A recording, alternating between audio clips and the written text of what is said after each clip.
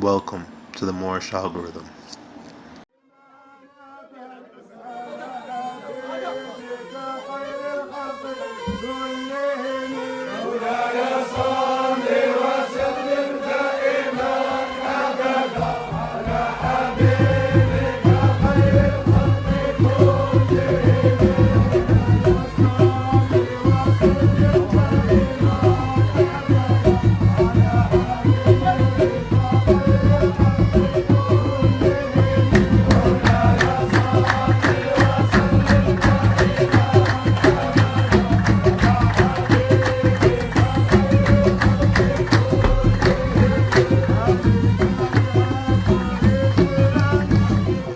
The early Portuguese exploration in West Africa.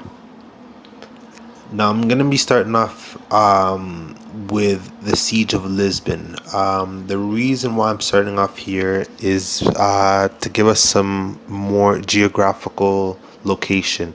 Like they say in Spanish, para ubicarse, to locate oneself.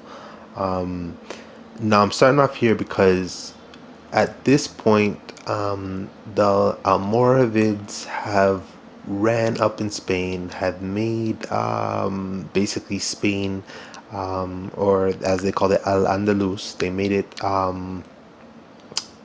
They got it running again. The Almoravids, they're a strict sect of Islam that came up from Senegal, West Africa. They came up and basically started whooping the Christians and even the Moors and the Arabs and the Berbers and everybody up there that was trading. They got them back in line. Now, around 1100, the Almoravids are still a strong dynasty. What happened slowly afterwards, about, well, 47 years, 47 years, slowly but surely, the Moors start to divide. They start to become little, I guess you could say, little kingdoms, like Badajoz, Itajada, and Seville, and Malaga, y Mauricia. And so basically they're all divided. With the siege of Lisbon now, it's a very important port city. Lisbon is where you'd be trading. The Moors would have been trading already with the West Africans.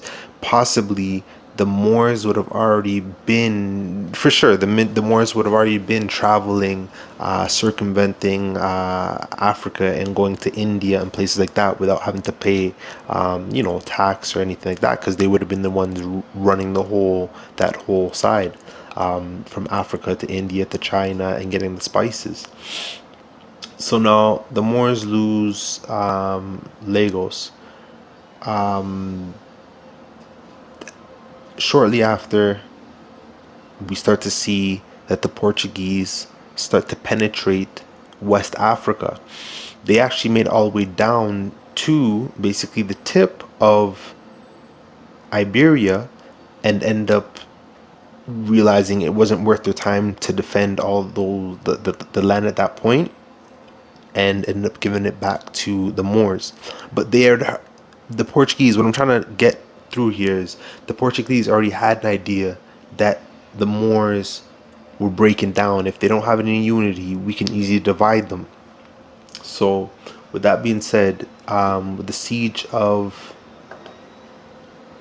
Lisbon, the Moors lose a critical portion of Iberia, and they allow the Portuguese and the Spanish from that point to gradually push and penetrate their way into West Africa.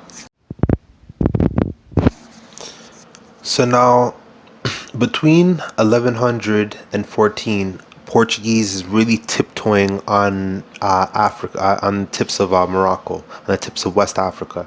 They're starting to really get under the heels of the Moors. They're starting to learn the roots, in Northwest Africa, like Mauritania. They're starting to kidnap people on the islands of Azores. They're starting to kidnap people on the islands of the Canary Islands. They're starting to all those little islands and all those little places where Moors can't really control. They're starting to just kidnap the people and take them. and put them into slavery. You have to remember at this point, the Crusades and all these type of the Crusades just happened. So these Europeans have a lot of weird concepts about religion and slavery and infidel and non-believer, and same with the Moors too. So at this point, if you were seen as an enemy of the church, you could be burnt, you could be kidnapped, anything could happen. You were just ungodly. So with 415, Portuguese is actually in West Africa with forts. And what we have to remember, what I want to try to get across to, is why I want to do case studies. The real reason why I want to do case study is because I want everybody to get a good idea of what the Moors were up against. Now, if the Portuguese had a fort inside Morocco, obviously they must have been controlling some people, or you must have had some type of connection on the interior of Morocco, because how would you have been able to build the fort? How are you able to maintain it? Remember, it's Morocco, and you have hardened sub-Saharan war tribes all along in Morocco. I mean, you can't be everywhere at once for logistical purposes, but obviously what I'm trying to say here is the Portuguese were strong enough to maintain a fort in the beginning of the 15th century, 1415, and they maintained it right up until 1668. So obviously the Portuguese had realized that the Moors in the western tip of Morocco were starting to they couldn't man it, they couldn't handle it, and that was where the Portuguese were really pushing their campaigns and really starting to push back on the Moors, as you could see in the map.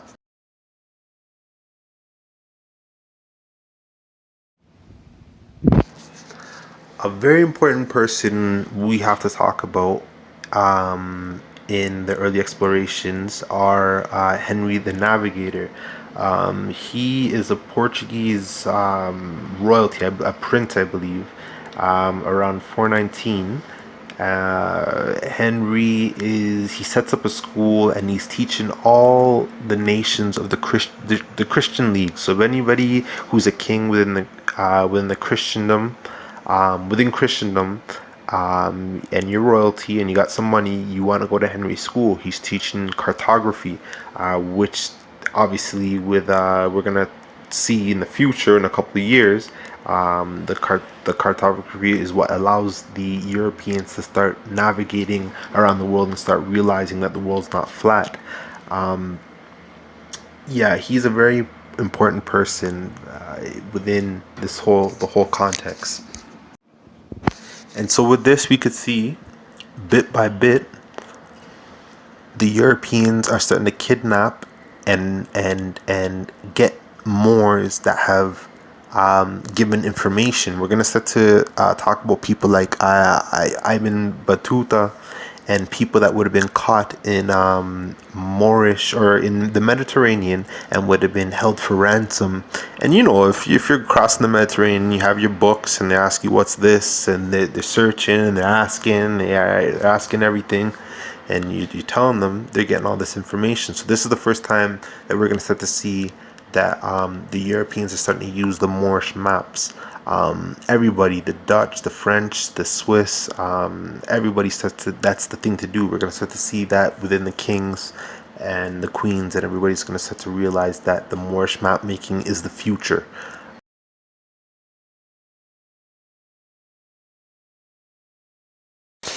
So the Portuguese are finally making it down.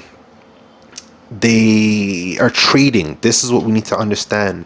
The Portuguese, the difference between the Portuguese from 1415, when they're attacking all the Moors up in Northwest Africa, finally when they get down to the Gold Coast, Almina, Ghana, they start to realize, okay, this whole kidnapping thing and this whole brute forcing is not going to work anymore.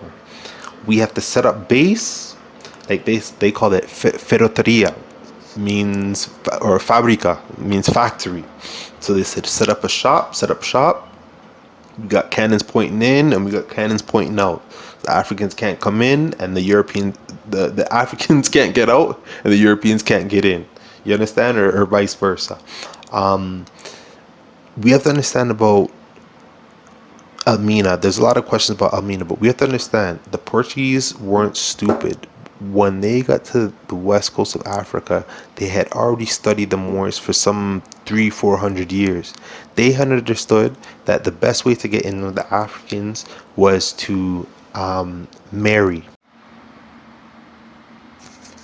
So with the Portuguese finally establishing ports, factories on the west coast of Africa, the biggest one being Elmina, you're gonna start to see a group of people come up called they're gonna be called Luso African or Lancado or Ladino, basically Latin, basically as a Latinized African.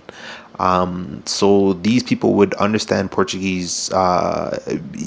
These people would actually be Portuguese because a lot of them would actually have mothers and fathers that actually born in Portugal would have stayed generations in Africa and just would have taken on the Portuguese, I guess you could say Portuguese nationality, but of I guess residing culturally African. So with the Portuguese realizing the best way to maintain forts on the west coast of Africa is through marriage and the mixing, a big population comes up in Angola. So that Queen Nzinga, I believe her name is, all those people are not actually Africans; they're actually Portuguese, and we don't really understand the story about how the Portuguese actually depopulated Angola. It's because all those kings and all those people were already mixed out Portuguese. And so those Angolans not being aware, I guess, of what was happening in the north tip of Africa, or maybe they just didn't care. Some people, because what we have to remember at the end of the day, Portuguese knew the mentality of the Africans. They had studied the culture. They just didn't walk up into West African, into Ghana, into Angolan people and just start snatching up people. They had already figured that wasn't going to work. What they were doing is they were trading Moorish goods. They were trading Moorish goods to the Africans in Angola. And so the Africans, they knew what the Africans wanted. I'm going to try to, at a later, in some later episodes, we're going to be talking more in depth about what are some of the trinkets that the Africans would trade for gold. The Africans weren't foolish either. The Africans knew what they needed. You can't eat gold. You can't well, some people wear gold, but you can't really. Can you walk around gold in the hot sun all day? No, you know what I mean. So they were trading for textile, for garments, textiles, and pottery, and trinkets that were mainly from the Mediterranean. A lot of people want to ask, oh well, why couldn't the Africans make guns? But obviously, to make a gun, you need to make guns. You need factories, you need materials, you need logistics. It's not an easy task, especially back in the 15th century. So, yes, basically, we see here with the Portuguese, they're well established, and the mere fact that they were able to last from 1485 up into almost into the 17th century, late 17th century, shows how deep they have penetrated into Africa, into the African society. And so sometimes, like I say, when we get caught into the black and white thing, we need to be careful because it's your own people, right? It's your own black skinned people that will do you in. So, yeah, there you have it.